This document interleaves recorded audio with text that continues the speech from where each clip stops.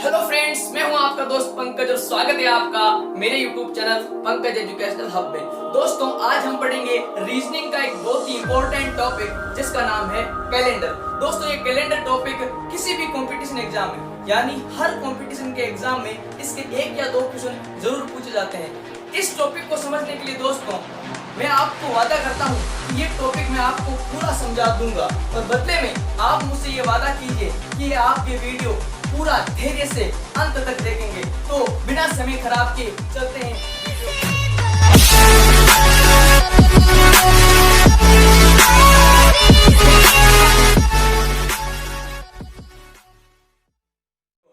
दोस्तों, हम समझेंगे आज अपना टॉपिक जिसका नाम है कैलेंडर। कैलेंडर को समझने के लिए हमें वर्षों को समझना होगा। जो वर्ष हमारे पास होते हैं दो प्रकार के, एक होता है दोस्तों सामान्य वर्ष, ये मैंने लिख दिया यहां पर सामान्य वर्ष, और दूसरा दोस्तों हमारे पास होता है अधिवर्ष। दूसरा कौन सा होता है? अधिवर्ष। साथ साथ में दोस्तों लिखते रहिए और समझते रहिए। सामान्य वर्ष यानी दोस्तों नॉर्मल ईयर, अपना नॉर्मल ईयर, और अधिवर्ष यानी दोस्तों लीप ईयर। अब इन दोनों के बीच में डिफरेंस क्या है ये भी हम समझते चलते हैं साथ साथ में। इसके अंदर यानी सामान्य वर्ष के अंदर फरवरी दोस्तों 28 दिनों की होती है और अधिवर्ष में फरवरी हमारे 29 दिनों की होती है। जिससे इफेक्ट क्या पड़ता है, पूरे ईयर के अंदर यहाँ पर 365 दिन होते हैं और यहाँ हमारे पास पूरे ईयर में 366 दिन होते हैं। अब दोस्तों, क्या हम लीप ईयर को पहचान सकते हैं? तो चलिए समझते हैं लीप ईयर होता कौन सा है। आज करेंगे हम लीप वर्ष की पहचान। समझिए मेरे साथ लीप वर्ष होता क्या है। देखते हैं लीप वर्ष। देखो, लीप वर्ष की परिभाषा मेरे साथ साथ लिखिए कि जिस वर्ष के अंतिम दो अंक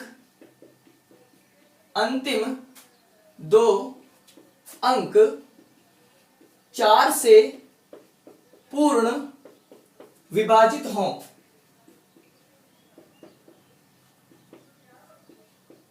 अंतिम दो अंक यानी इकाई और दहाई के अंक यानी 2016, इसके अंतिम दो अंक 4 से पूर्ण विभाजित हैं। 2012 इसके अंतिम दो अंक 4 से पूर्ण विभाजित हैं। यानी जिस वर्ष के अंतिम दो अंक 4 से पूर्ण विभाजित होंगे वो लीप ईयर होगा। और एक हमारा दूसरा कंसेप्ट हम साथ में ले लेंगे कि शताब्दी वर्ष की दशा में, शताब्दी वर्ष की दशा में जो वर्ष 400 से पूर्ण विभाजित होता है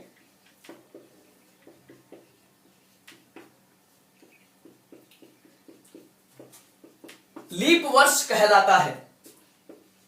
लिखिए मेरे साथ साथ, लीप वर्ष कहलाता है। अब दोस्तों कैसे लीप वर्ष कहलाता है? जैसे 2000 है, हमें पता कैसे चलेगा कि 2000 शताब्दी वर्ष है? इसके अंदर 00 होता है तो ये शताब्दी वर्ष है। अब इसको डिवाइड करके देखेंगे कि ये 400 से विभाजित होता है कि नहीं होता। अगर ये 400 से विभाजित होता है इसका मतलब ये लीप ईयर है। चलते हैं 1600, इसके अंत में 00 आ रहा है, इसका मतलब यह है शताब्दी वर्ष है और इसको 400 से विभाजित करने पर यह पूर्ण विभाजित होता है, इसका मतलब यह लीप वर्ष है।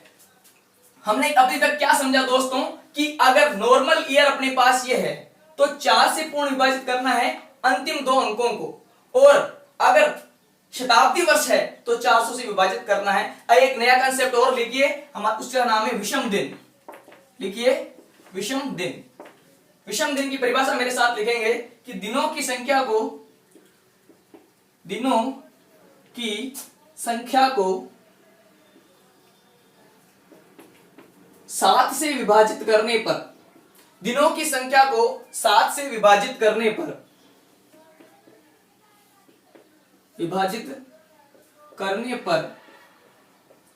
जो शेषफल प्राप्त होता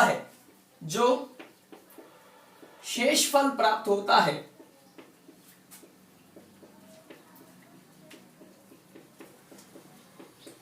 विषम दिन कहलाता है। शेषफल विषम दिन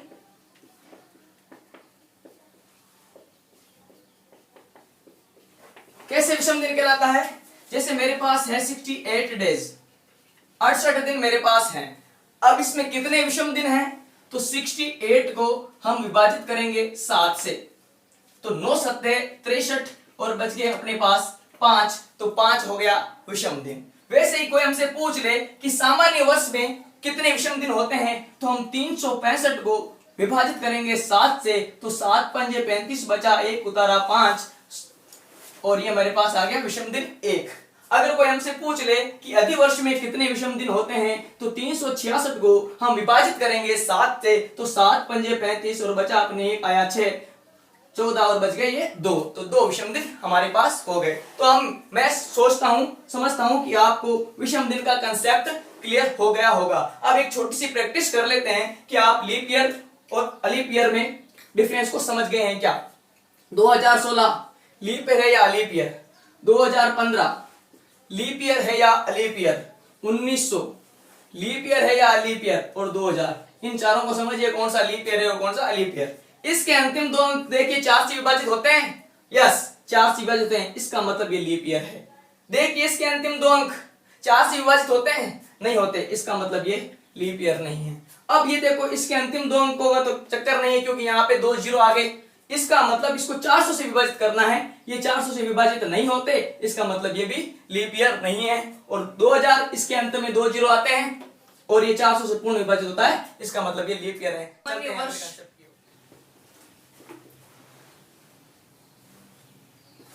की बात चल रही थी। सामान्य वर्ष में 1 जनवरी और 31 दिसंबर के दिन सेम होते हैं। यानी दोस्तों सामान्य वर्ष में जो दिन 1 जनवरी को होगा वही अपना 31 दिसंबर को होगा। देखते हैं, मैं यहां पे लिख देता हूं सेम डे, यानी किसी भी सामान्य वर्ष का 1 जनवरी का और 31 दिसंबर का दिन सेम होगा। यानी समझिए, 1 जनवरी 2019 को मान लीजिए मंगलवार है, तो 31 दिसंबर 2019 को भी मंगलवार ही होगा, इसमें कोई संदेह नहीं है। एक और कंसेप्ट समझ लीजिए, लीप वर्ष में क्या होगा? लीप वर्ष में 1 जनवरी व 31 दिसंबर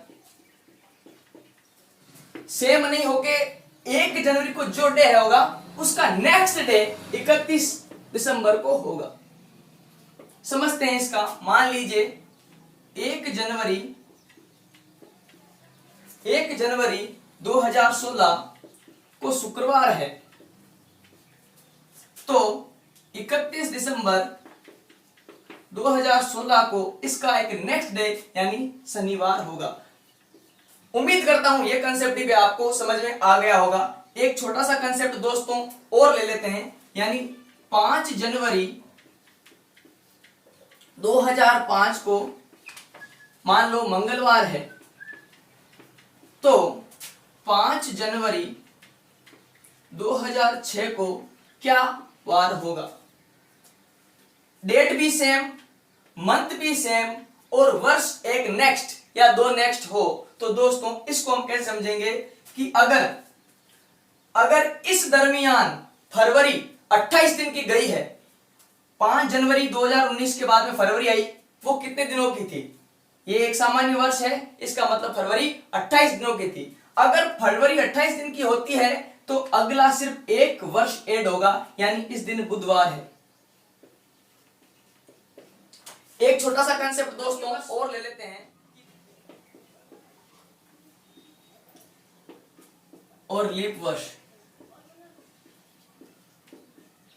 अगर डे मंथ और ईयर सेम होगा तो क्या पैटर्न हमारे पास रहेगा कि अगर इस दरमियान फरवरी अगर 28 दिनों की जाएगी तो 1 दिन बढ़ाएंगे, 1 दिन नेक्स्ट करेंगे, और इस दिन अगर फरवरी 29 दिनों की जाएगी तो 2 दिन नेक्स्ट करेंगे।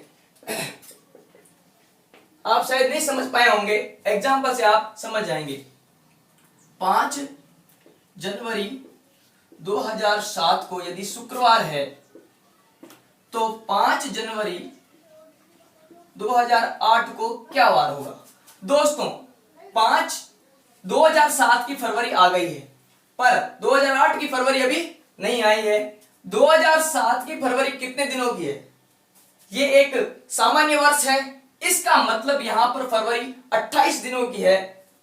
28 दिन के लिए कंसेप्ट कर दो, एक दिन नेक्स्ट, ये हो गया शनिवार।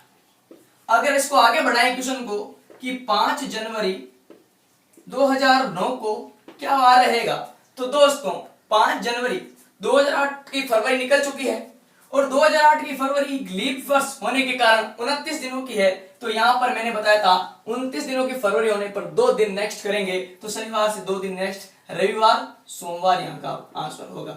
अब दोस्तों कुछ इस प्रकार के क्वेश्चन आते हैं कि 15 अगस्त 1947 को क्या वार था। इसके लिए आपको एक स्पेसिफिक नंबर कोड याद करना पड़ता है जिससे आप ये समझ सकते हैं। तो अब हम समझेंगे नंबर कोड के जरिए 1947 को क्या वार है।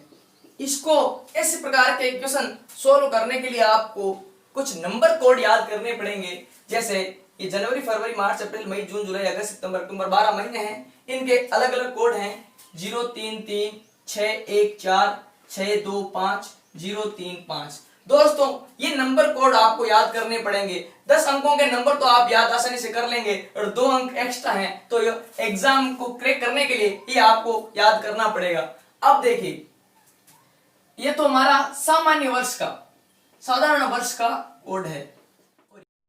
15 अगस्त 1947 को क्या वार है, इस प्रकार के क्वेश्चन सोल्व करने के लिए आपको ये नंबर कोड याद करने होंगे। जैसे देखो जनवरी, फरवरी, मार्च, अप्रैल, मई, जून, जुलाई, अगस्त, सितंबर, अक्टूबर, ये दिसंबर तक 12 महीने होते हैं। इनके 12 कोड हैं 033 614 625 035। दोस्तों 10 अंकों के नंबर, मोबाइल नंबर तो आप आसानी से याद कर लेते हैं, तो 2 अंक एक्स्ट्रा जोड़ने हैं एग्जाम को अगर क्रैक करना है तो। अब देखो ये साधारण वर्ष के कोड मैंने आपको बता दिए हैं, आपको बस जनवरी और फरवरी के कोड को चेंज करना है। बाकी जैसे कोड साधारण वर्ष के हैं वैसे कोड लीप वर्ष के हैं। आपको यहाँ 0 की जगह 6 करना है और यहाँ 3 की जगह 1 कम करना है 2, और बाकी 3 6 1 4 ये सेम रहेंगे। अब देखो एक हमारे पास जैसे शताब्दी कोड भी आपको याद करने पड़ेंगे, जैसे 16वीं शताब्दी, 17वीं शताब्दी, 18वीं शताब्दी, 19वीं शताब्दी। दोस्तों ये शताब्दी क्या होती है, जैसे हम बात करते हैं 1947 की,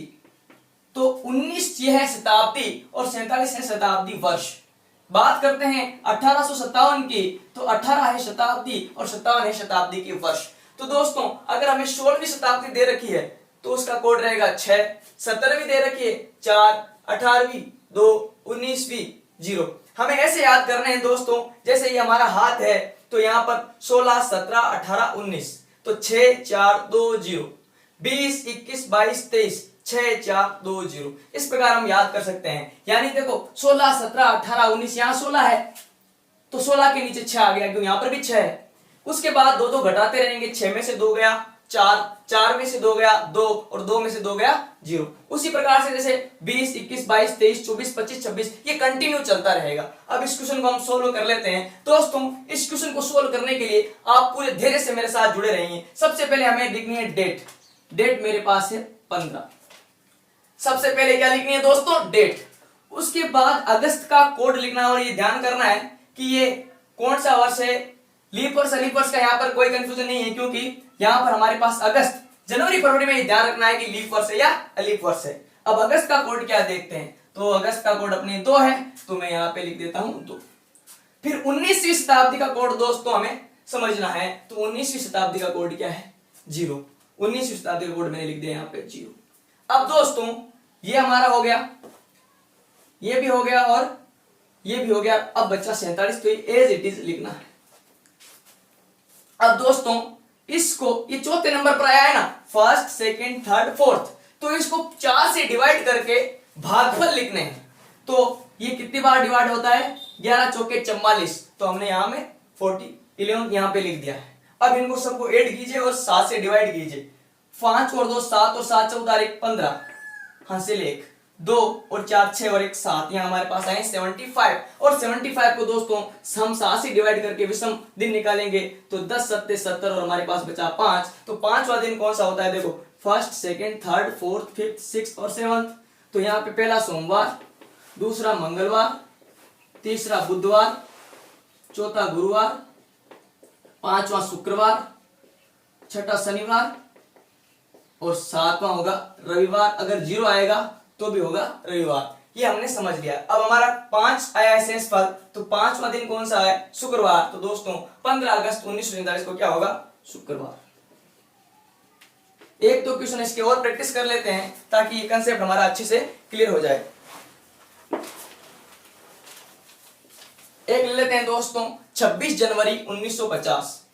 26 जनवरी 1950। दोस्तों देखते हैं कि सबसे पहले क्या लिखते हैं? डेट। तो 26 का 26 लिख दिया। ध्यान रखेंगे कि सबसे पहले डेट एज इट इज लिखनी है, उसके बाद जनवरी का कोड। जनवरी का कोड लिखने के पहले लिए जनवरी और फरवरी में ये ध्यान रखना है कि दिया हुआ ईयर लीप वर्ष है या सामान्य वर्ष। तो 50 4 से पूरा डिवाइड नहीं हो रहा है, इसका मतलब ये सामान्य वर्ष है, तो जनवरी का कोड हमारे आएगा 0। फिर 19वीं शताब्दी का कोड 0। फिर 50 के 50। अब 50 को दोस्तों हमें 4 से डिवाइड करना है, तो 12 चौके 48, ये हो गया डिवाइड। अब इन सबको ऐड करो और 7 से डिवाइड करो। 6 2 8 और 5 2 7 1 8। अब 88 आ गए। इन 88 को हम 7 से डिवाइड करेंगे तो एक हमारे पास बचता है 4। तो चौथा वार मैंने कौन सा पढ़ा था? फर्स्ट सोमवार, मंगलवार, बुधवार और गुरुवार। तो ये हमारे पास आ गया गुरुवार।